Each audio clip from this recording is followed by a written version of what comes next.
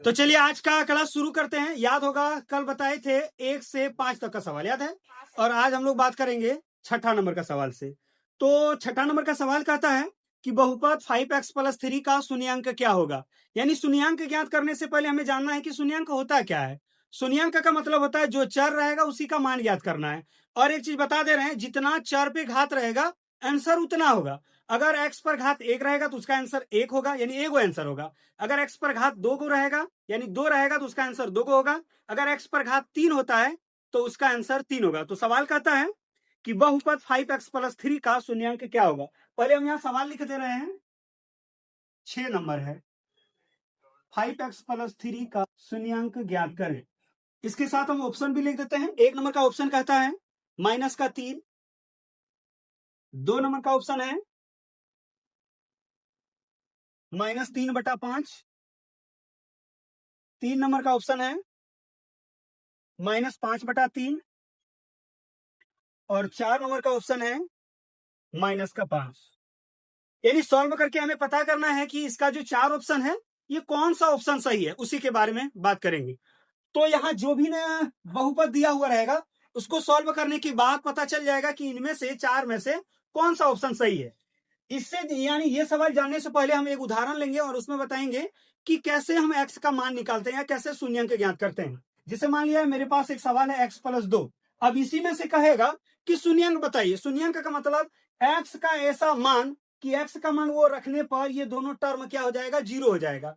तो यहाँ प्लस में 2 है तो यहाँ x की जगह अगर हम माइनस का 2 रखते हैं तो दोनों 0 हो जाएगा। देखो यहाँ माइनस का 2 रख दिया और यहाँ पहले से प्लस का 2 है, तो इन दोनों को जब सॉल्व करेंगे तो कितना आ जाएगा, 0। यानी इसका जो आंसर आएगा यानी एक्स का जो मान आएगा वो कितना आएगा, -2 आएगा। यानी जो रख रहे हैं वही आंसर आएगा।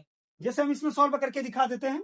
जो दिया गया सवाल होगा उसको 0 के बराबर मानना है, यानी लिखेंगे इसको x प्लस 2 बराबर 0। तो जैसे हम x बराबर करेंगे, यहाँ 0 का 0 है, प्लस का अगर चिन्ह रहेगा बराबर का उधर ले जाने से माइनस हो जाता है, और अगर माइनस रहेगा प्लस यानी उल्टा चिन्ह हो जाता है।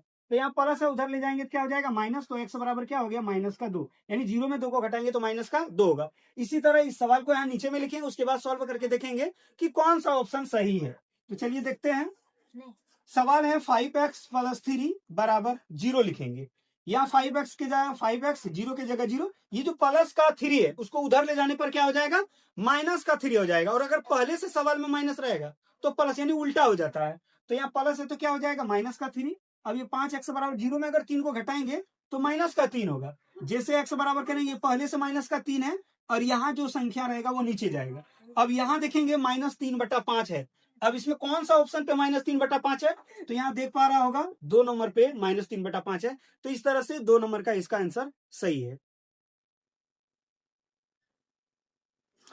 चलिए अब 7 नंबर का सवाल देखते हैं। 7 नंबर का सवाल कहता है यदि px बराबर x का cube plus x square plus x plus 1 हो तो p-1 का मान ज्ञात करना है। यानी ये p है और इस जगह पे जो -1 है यानी x का मान -1 रखने के लिए कह रहा है। तो x का मान -1 अगर इस सवाल में रखेंगे तो कौन सा आंसर प्राप्त होता है उसी के बारे में जानना है। यानी इस पूरे सवाल में जहां जहां x है, ये p है और ये क्या है, x का मान। तो इस पूरे सवाल में जहां जहां x है वहां कितना रखेंगे, -1 रखेंगे। उसके बाद देखेंगे कि कौन सा ऑप्शन पे ये सही हो रहा है। तो चलिए पहले एक बार हम सवाल लिख देते हैं। तो ये है px बराबर x का क्यूब प्लस x का स्क्वायर प्लस x प्लस 1। और सवाल कहता है क्या रखना है हमें, p-1। यानी इस पूरे सवाल में जहां देखो यहाँ p है, यहाँ p लिख दिए, x की जगह -1 है, यानी x का मान हमसे कह रहा है कि माइनस का 1 रखिए। तो माइनस का 1 रखेंगे जहां जहां x है, यहाँ x है तो इस जगह पे -1 रखेंगे, और यहाँ x में क्यूब है तो -1 में क्यूब हो जाएगा। प्लस यहाँ जो प्लस का चिन्ह दिया हुआ इसलिए हम प्लस का चिन्ह दे रहे हैं। फिर यहाँ x का स्क्वायर, तो पहले देखेंगे कि x का मान क्या है, तो -1 का स्क्वायर। फिर ये वाला प्लस दे रहा है, फिर यहाँ x है, x का मान -1 लिखेंगे और प्लस का 1। आगे देखते जाएंगे। ये माइनस माइनस 3 बार गुना करेंगे, यानी माइनस माइनस अगर 3 बार गुना करेंगे तो माइनस होगा। अगर माइनस माइनस 4 बार गुना करेंगे तो प्लस हो जाएगा। फिर माइनस माइनस अगर 5 बार गुना करेंगे तो माइनस हो जाएगा। यानी माइनस माइनस को अगर सम बार गुना करेंगे तो प्लस हो जाएगा, और माइनस माइनस को अगर विषम बार गुना करेंगे तो माइनस हो जाएगा। तो यहाँ माइनस का क्यूब यानी माइनस माइनस 3 बार गुना करेंगे तो माइनस होगा, और यहाँ 1 का क्यूब मतलब 1 को भी अगर 3 बार गुना करेंगे तो भी 1 होगा, तो माइनस का 1 हो गया। यहाँ प्लस है वो प्लस अभी रहने देंगे। माइनस का स्क्वायर यानी माइनस माइनस 2 बार गुना करेंगे तो क्या हो जाएगा, प्लस, और यहाँ 1 का स्क्वायर है तो 1 का स्क्वायर होगा, यानी प्लस 1, और 1 का स्क्वायर का मान तो 1 ही होता है। प्लस को माइनस के साथ गुना करेगा माइनस होगा, और यहाँ जो लास्ट में प्लस का 1 है, प्लस का 1 लिख दिए। अब देखिएगा माइनस का 1 और प्लस का 1, जब दो नंबर में एक में माइनस और एक में प्लस हो और दोनों नंबर अगर बराबर हो तो उसका मान 0 हो जाता है। जैसे माइनस का 2 प्लस का 2 0 होगा, माइनस का 3 प्लस का 3 0 होगा, माइनस का 6 प्लस का 6 0 होगा। यानी दो नंबर अगर है तो एक में अगर माइनस और एक में अगर प्लस रहेगा तो उसका मान 0 हो जाता है।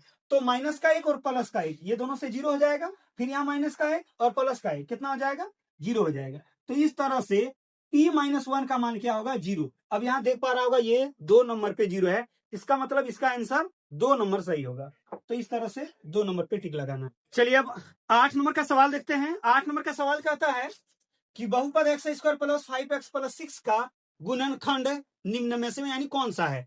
यानी ये जो दिया गया सवाल है इसका आंसर इनमें से कौन सा सही है उसी के बारे में जानना है। तो इस सवाल को अगर हम गुणनखंड करेंगे तो पता चल जाएगा कि कौन सा आंसर सही है। हम 2 तरीका बताएंगे जिनमें से आंसर पता किया जा सकता है, और जब एग्जाम देने के लिए जाएगा वहां OMR सीट पे एग्जाम देना है, यानी वहां गोल घेरा लगाना है। एक सवाल होगा उसका 4 ऑप्शन होगा, तो उसमें से अगर सॉल्व करेंगे तो उसमें थोड़ा ज्यादा टाइम लग सकता है। तो कम से कम टाइम में कैसे आंसर पता करना वो भी बताएंगे। पहले एक बार हम बता रहे हैं सॉल्व करके, यानी कैसे सॉल्व करके पता किया जा सकता है। तो ये जो दिया गया सवाल है उसको एक बार नीचे में लिखेंगे, उसका गुणनखंड निकालेंगे तो पता चल जाएगा कि कौन सा ऑप्शन सही है। सवाल है x का स्क्वायर प्लस 5x प्लस 6। याद होगा इससे पहले हम बता चुके हैं कि कोई भी बहुपद अगर दिया हुआ हो एक चर वाले और घात में 2 होना चाहिए। जैसे यहाँ देख पा रहा होगा घात 2 है और चर यहाँ x है, यहाँ भी x है, यानी y नहीं, एक ही चर है और घात कितना है 2। तो ऐसे अगर बहुपद दिए हुए हों और अगर कहेगा कि गुणनखंड कीजिए तो उसमें क्या नियम बताए थे कि फर्स्ट वाला नंबर को लास्ट वाला नंबर के साथ गुना कर देना है, यानी एक्स स्क्वायर का जो गुणांक होगा उसको गुना करना है अचर पद के साथ। तो यहाँ एक्स स्क्वायर का गुणांक कुछ नहीं, इसका मतलब 1 है, और यहाँ अचर पद में कितना है 6। तो 1 और 6 को अगर गुना करेंगे, मन ही मन में गुना कर देना है, कितना हो जाएगा 6। अब इधर लिखेगा 6। अब 6 का एलसीएम निकालना है, तो यहाँ होगा 2 से 3, इसी को लिखेंगे 2 गुना 3। अब इन दोनों को हम क्या करें, प्लस माइनस कुछ भी कर सकता है, लेकिन हमें लाना कितना है प्लस का 5। अगर हम 2 को 3 के साथ जोड़ देते हैं तो 5 आ जाता है, या तो अगर हम चाहें तो 3 प्लस 2 भी लिख सकते हैं, इसमें भी 5 आ जाता है। अब किसी किसी को लग रहा होगा कि 1 प्लस 4 लिखेंगे तो भी तो 5 आ जाएगा, या 4 प्लस 1 लिखेंगे तो भी तो 5 आ जाएगा, या अगर हम 0 प्लस 5 लिखते हैं या 5 प्लस 0 लिखते हैं तो भी आ जाएगा। क्या ये भी लिख सकते हैं? ऐसा एकदम बिल्कुल भी नहीं लिख सकते हैं, ध्यान से सुनेगा। इन दोनों को जोड़ने पर तो बीच वाला आना चाहिए, लेकिन गुना करने के बाद इन दोनों के गुना के बराबर आना चाहिए। जैसे 1 और अगर हम 4 लिखेंगे, इन दोनों को अगर हम गुना करते हैं जोड़ने पर तो 5 आ जाता है, लेकिन अगर हम दोनों को गुना करेंगे तो कितना आ जाएगा, 1 और 4 को गुना करेंगे 4 आएगा, और यहाँ कितना था 6, तो 6 आना चाहिए। जैसे 4 और 1 को गुना करेंगे इसमें भी आएगा 4, तो यहाँ हमें लाना है 6, इसका मतलब ये भी नहीं हो सकता है। अब देखो 2 और 3 को जोड़ रहे हैं तो बीच वाला आ रहा है यानी 5 आ रहा है, अब दोनों को गुना करने पर आ रहा है ना 6, इसका मतलब 2 प्लस 3 या 3 प्लस 2, दोनों में से किसी एक को लिखेंगे। तो चलिए इसी को लिखते हैं 2 प्लस 3, और दोनों में सिर्फ एक्स लगा देना है। यहाँ एक्स स्क्वायर है, एक्स स्क्वायर लिखेंगे, ये जो 5x है इसके जगह लिखेंगे 2x प्लस 3x, और लास्ट में जो 6 है 6 लिख देंगे। अब देखेंगे इन दोनों में क्या कॉमन है। कॉमन का मतलब होता है ऐसा कोई नंबर या ऐसा कोई चर जो दोनों में हो, उसी को कहते हैं कॉमन। तो देखेंगे इन दोनों में कोई ऐसा संख्या कॉमन है, तो आप देख पा रहे हैं कोई ऐसा संख्या कॉमन नहीं है, सिर्फ x कॉमन है। अगर हम x को कॉमन ले लें तो यहाँ क्या बच जाएगा x। x का स्क्वायर का मतलब है कि x 2 बार है और वो भी किसमें, गुना में है, तो एक x बाहर किए तो एक x अंदर करना पड़ेगा। आगे देखेंगे 2x में से x कॉमन ले ली, इसके पास क्या बच गया 2। अब प्लस यहाँ 3 और यहाँ 6 है। अब 3 और 6 में ऐसा कौन सा पहाड़ा है जो दोनों में है, तो देखेंगे 3 का पहाड़ा ऐसा है जो दोनों में है, तो 3 यहां लेंगे। अब 3x में से 3 ले लिए तो यहाँ क्या बच गया x, यहाँ प्लस है इसलिए प्लस दे रहे हैं। 3 का कितना बार टेबल पढ़ेंगे यानी पहाड़ा पढ़ेंगे कि 6 आ जाएगा, तो 2 बार अगर पढ़ेंगे तो 6 आ जाएगा। आगे लिखना है इन दोनों में से किसी एक को लिखना। और एक चीज याद रखिएगा, गुणनखंड करते समय अगर ये दोनों सेम आ जाए तो समझ जाना कि गुणनखंड सही बन रहा है, और अगर दोनों अलग अलग आ जाएगा तो समझ जाना कि गुणनखंड में कहीं दिक्कत हुआ है, गलत हो गया है। तो इन दोनों में से किसी एक को लिखेंगे। चलिए इसी को लिखते हैं x प्लस 2, और ये जाएगा इसके साथ तो x प्लस 3, यही इसका आंसर होगा। अब देखेंगे ये x प्लस 2 x प्लस 3 कहाँ है, x प्लस 2 x प्लस 5 ये नहीं है, x प्लस 3 ये x प्लस 6 ये भी नहीं है, x प्लस 2 x प्लस 3, यही इसका सही ऑप्शन होगा। अगर हम सॉल्व नहीं करेंगे और अगर आंसर जानना हो तो क्या करेंगे, इधर ध्यान से देखेंगे। अगर हम आंसर जानना चाहें बगैर सॉल्व किए तो कैसे आंसर जान सकते हैं। तो यहाँ जो नंबर है, यानी यहाँ ये दोनों है, यही ऑप्शन सही था ना। यहाँ जो नंबर है और यहाँ वाला, यानी ये दोनों संख्या को जोड़ देना है। जोड़ने के बाद क्या बीच वाला संख्या आ रहा है, तो देखो 2 और 3 को जोड़ रहे हैं, कितना आएगा 5, 5 आ रहा है। अब इन दोनों को अगर गुना कर देंगे तो क्या ये वाला आ रहा है, 6 आ रहा है। इसका मतलब यही ऑप्शन होगा। अब अगर इसमें हम चेक करना चाहें तो देखिएगा 5 और 6 को जोड़ेंगे कितना होगा 11, तो वहां 11 बीच में नहीं है। और दोनों को अगर हम गुना कर देते हैं 5 6 30, 30 भी नहीं है। इसका मतलब ये ऑप्शन नहीं होगा, ये भी नहीं होगा, ये भी नहीं होगा, सिर्फ यही ऑप्शन इसका सही है। चलिए अब 9 नंबर का सवाल देखते हैं। 9 नंबर का सवाल कहता है कि y अक्ष पर स्थित किसी बिंदु का निर्देशांक निम्न में से किस प्रकार का होता है। कभी कभी सवाल में ये जो y अक्ष लिखा हुआ है इसके जगह कभी कभी x अक्ष भी पूछा जा सकता है और कभी मूल बिंदु पर पूछा जा सकता है। तो इसमें 3 चीज हमें याद रखना है, एक x अक्ष का निर्देशांक, एक y अक्ष का निर्देशांक और एक मूल बिंदु का निर्देशांक क्या होगा। तो सबसे पहले जानेंगे कि ये x अक्ष का निर्देशांक होता क्या है। तो x अक्ष का कहेगा तो x 0 होता है, लेकिन अगर y अक्ष का कहेगा तो 0y होता है। और मूल बिंदु का अगर निर्देशांक कहा जाए तो 0 0 होगा। यही तीनों चीज हमें याद रखना है। इन तीनों में से कोई एक सवाल एकदम श्योर तुम लोग का जो फाइनल एग्जाम होगा उसमें एकदम श्योर पूछा जाएगा। ये है मूल बिंदु का निर्देशांक, ये है x अक्ष का निर्देशांक और ये क्या है y अक्ष का निर्देशांक। इसमें एक चीज याद रखेगा, कभी कभी कंफ्यूजन करने के लिए यही सवाल उल्टा लिख दिया जाएगा 0x, और इसी को अगर हम उल्टा लिख देंगे तो क्या हो जाएगा y0। क्या ये x अक्ष का और ये y अक्ष का निर्देशांक है क्या?